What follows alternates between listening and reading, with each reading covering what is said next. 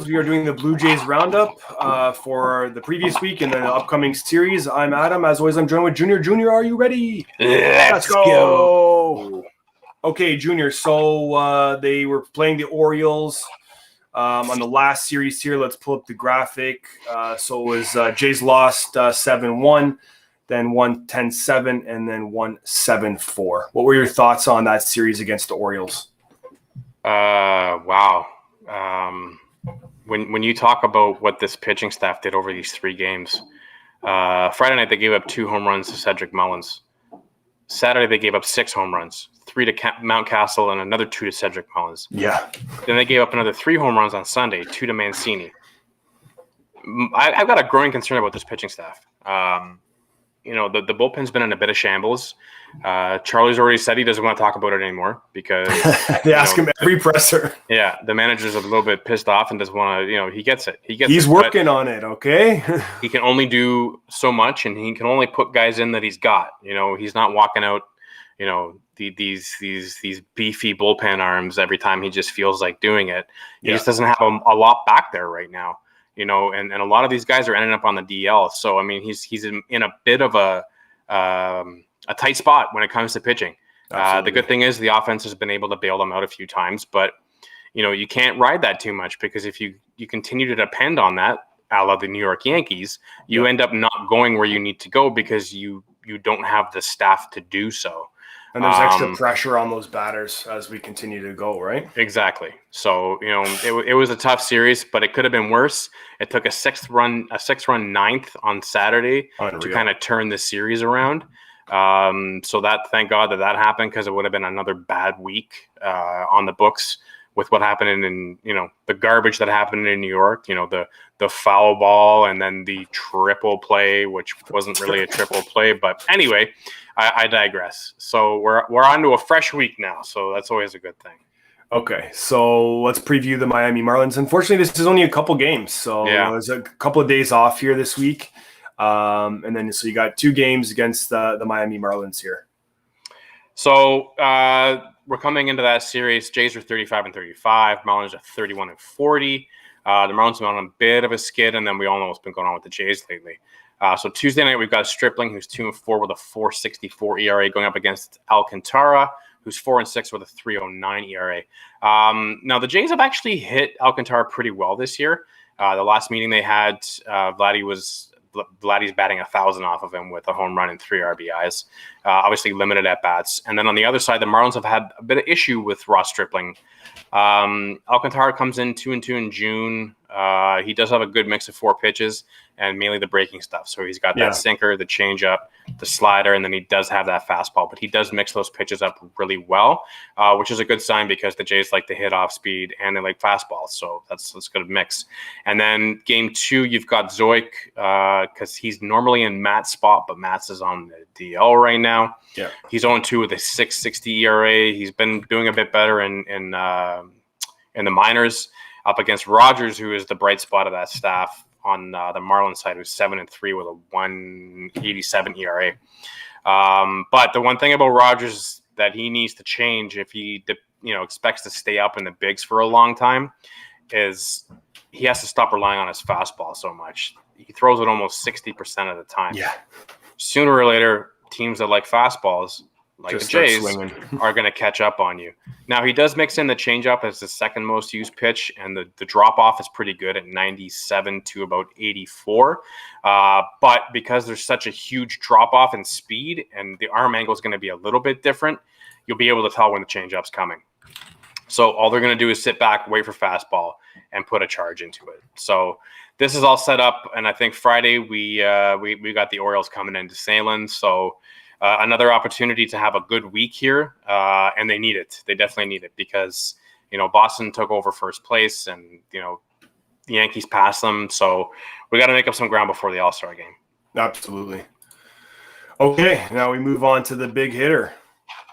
Vlad watch, is he worthy? Hits 85, slugging percentage 671, OBP 440, OPS 1.11, RBIs 59, home runs 23. I mean, this guy is just going crazy. 54 runs. Is he worthy? He's top 5 in almost the major categories in hitting. I think he is. It's a pretty scary thought to have a guy like this on the other side of the field that is just on a prolific pace right now. Absolutely. I mean, we're almost halfway through the year and he's still OPSing over 1,100. That's insane. We were talking about how funny it would be if he hit the break at 30 home runs. He's almost there. And still a lot of baseball to play. So, I mean, if he ends up going into the home run break, the All-Star break with 30 home runs and maybe 70 plus RBIs, my goodness. He definitely is worthy. And he actually did overtake Shohei Ohtani for the odds-on favorite for MVP this year. I mean, we're not even halfway through, and this guy's But that's why we did what we did with him when he was 16. That's why his dad brought him to this organization. That's why he's here right now. He's worth every penny that is put into him. Sure. Whatever it's going to cost to get us to get him extended on a longer term contract, it's worth it. This kid is young. He's hungry. He sees what his power has, and he's utilizing it now. So he's having fun on this team. Is. There's a lot of fun players on this team, and then when you're having fun, things just start to come naturally, right? It just feels comfortable for everybody. Kind of segueing in here, is he going to be in the home run derby? You think? I think we talked about this maybe off air, but what do you think? If Ohtani joins, do you think he has to join? He did. So Ohtani did join. I don't think he does. You don't think he has to? And you don't want to. I think your personal opinion is that you don't want to see him waste shots in the home run. You want to keep that harness that energy, roll into the game, right? Yeah, that's the big thing. I mean, some people will say, well, they're just taking BP, and I'm like, well, no, it's not, because their intent is to hit that ball as hard as they can, and that can mess with your swing. Yeah, you can mess with your swing a little bit. Yeah, and you've seen it through the past winners. Who was it a few years ago? Alonso, where did he go? This guy was coming out as, everyone had him coin the polar bear and how he was going to blast, and he's off to a rough start, and he won it last year. Alonso, Harper, Judge, Stanton, those are your last few. Let them do it. I think he stays away. He puts his concentration into the season and to continue, the craft that he's putting in right now, continue getting into the cage and doing everything that he needs to do in order to continue the pace he's on and to look at, solidifying what could be one of the best Jays seasons ever by a player. Yeah. So that's my thought, at least. Yeah, no, I agree. I like that too. I don't want to see waste or change up anything. Keep the momentum in the game. It's a nice little, part to be an experience and have that experience in the All-Star game, but win the MVP, win the division, focus on that stuff first. Yeah. Okay. Final thoughts here, Junior.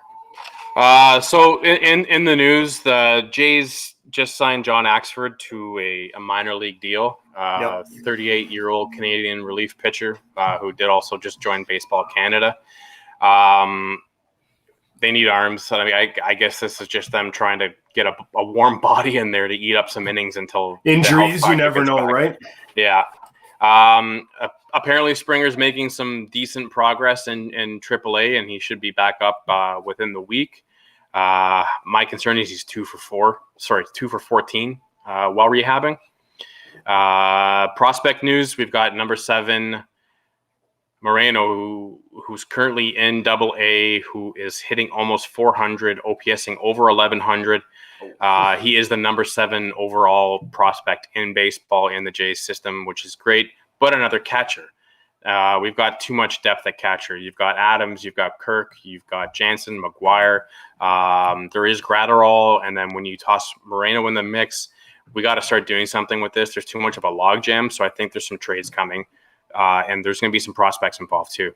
Okay. We also had over 17th overall prospect Austin Martin, who we just drafted recently, hit his first dinger. And he's getting his average up close to 300. On the injury news, we've got the 60-day DL is filling up right now. We've got Kirk, Edwards Jr., Cole, Hatch, Merriweather, Malone, and Phelps. So that's a lot of arms on the 60-day DL. So I'm kind of concerned. And I think management's got to start doing something to get some arms in here.